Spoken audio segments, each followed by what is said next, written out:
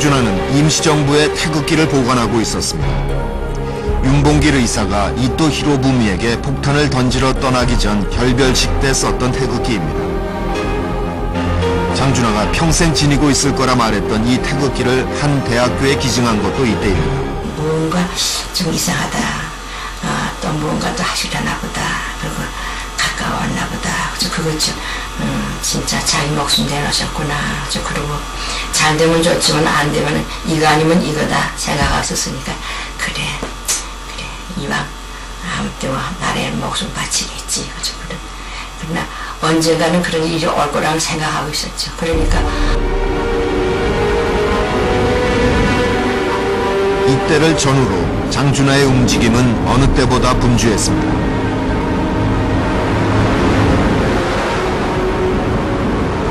서울, 경기 지역뿐 아니라 전국에 걸친 장준하의 움직임에 중앙정보부는 예민하게 반응합니다.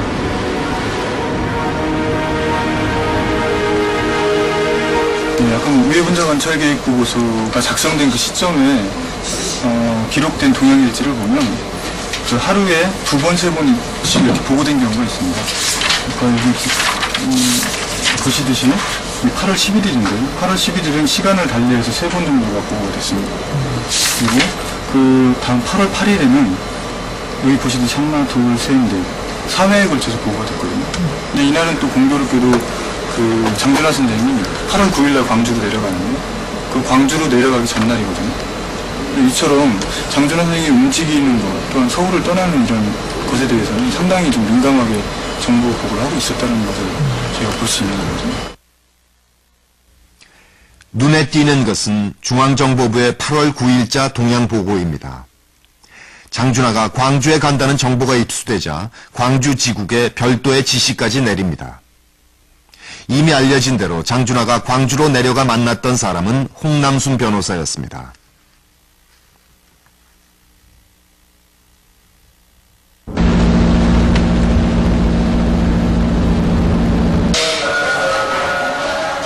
장준하와 함께 유신헌법 개헌을 위한 100만인 서명운동을 벌였던 홍남순 변호사는 현재 아무런 말도 의사표시도 하지 못하는 상태입니다.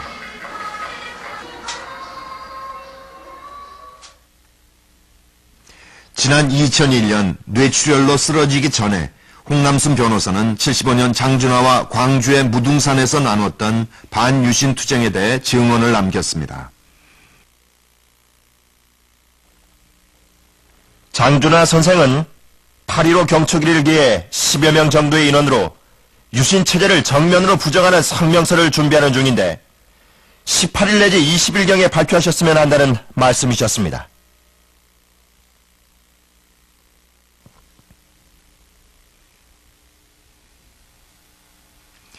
장준하가 홍남순 변호사에게 밝힌 반유신 투쟁의 내용은 보름 전 김대중과 나눴던 투쟁 계획과 맥을 같이 합니다.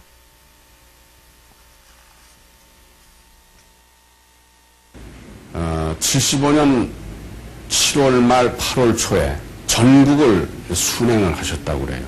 주요 인사들을 만나고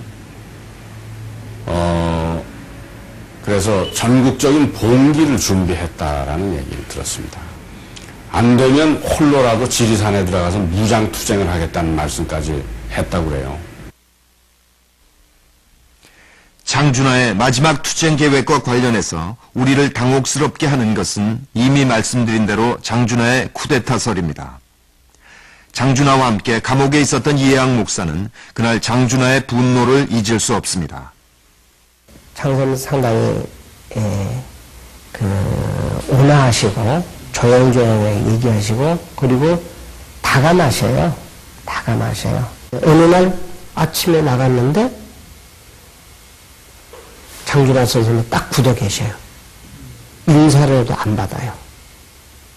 그러면서 내가 몇 가지 말을 건넸는데 대답을 안 하시는 거예요. 그러면서 그냥 침묵으로 운동장을 몇 바퀴 돌았어요. 그래서 내가 아주 민망해서 장선생님 어떻게 기분 나쁘신 일 있으셨냐고 그랬더니 그 말은 전혀 쾌념도 하시지 않고 장관이 그렇게 좋아? 하시면서 그 어떤 배신당한 표정을 했어요. 우리는 이해학 목사와 장준하가 함께 수감돼 있던 그해 74년 9월 14일 장관으로 임명된 인물을 찾았습니다. 예상치 못한 인물이 나타났습니다.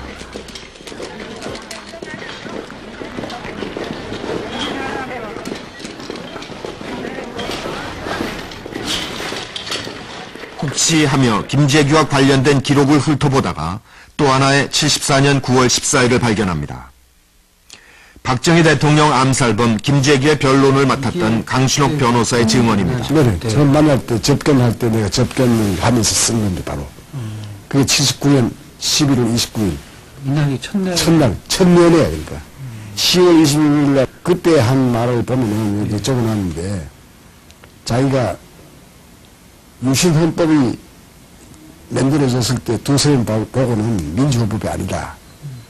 이래서는 안 된다 하는 것을 생각했는데 그때부터 얼마 있다가 내 목숨과 독재시를 바꿔볼까 이런 생각을 하고 건설부 장관 사령장을 받을 때도 권총을 사실 휴대하고 74년 9월 14일 청와대 갔다 하는 얘기고 구체적으로는 74년 9월 14일 날 건설부 장관 사령장 받을 때 행동으로 한번 옮기려고 했다라는 얘기를 하는 거예요. 그게 처음 실행하려고. 그렇지, 처음 실행. 김재규는 박정희 대통령 암살을 7년 동안 계획했다고 주장했습니다. 3번에 걸친 암살 시도 중에서 첫 번째가 바로 74년 9월 14일 장관 임명식 때라는 것입니다.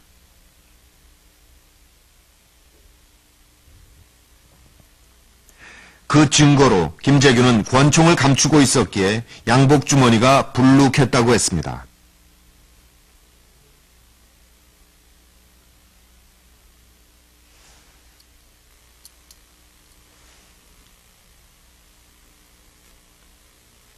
만약 김재규의 주장이 사실이라면 장준하가 김재규의 암살 계획을 미리 알고 있었을 수도 있다는 얘기가 됩니다. 우리도 장준하 얘기 알았으면 벌써 법정에서 변호할 때 이용했을 거야. 응? 근데 그런 일은 사실 없었다 이 말이야. 그러니까 훌륭하다는 게 역시 사람 볼 줄 알고 훌륭한 사람한테 존경할 줄 알고 의리시킬 줄 알고 이런 점들이 이 사람의 성품이라고. 그런 점인데 그렇다고 하면 아까 이제 최소한 지금 장준하 씨하고 지금 김재규 관계가 아주 소위 혁명을 모의할 정도라든지 아니면 뭐 어떤 의사가 사나이끼리 통하는 의사가 통했다라고 하면은 내한테는 얘기했어야 된다고. 그때 분위기로는. 그거야 참 좋은 소재 아니요. 변호하는데도 그렇고. 우리가 확인할 수 있었던 것은 장준하가 죽음을 맞았던 75년 그해 봄, 당시 건설부 장관이었던 김재규와 만났다는 사실입니다. 김재규 씨가 건설부 장관을 할 때 지금 서소문 중앙일보사에 있어요. 그 뒤에 이제 무슨 냉면집이 있었는데 거기서 우연하게 만나는 것처럼 해서 정 선생님이랑 만나셨어요. 그때 제가 이제 수행을 했을 때인데 같이 그때 만나면서 저보고 인사를 드리라고 그래서 이제 같이 인사를 하고 두 분이 무슨 얘기를 하시는지 모르죠.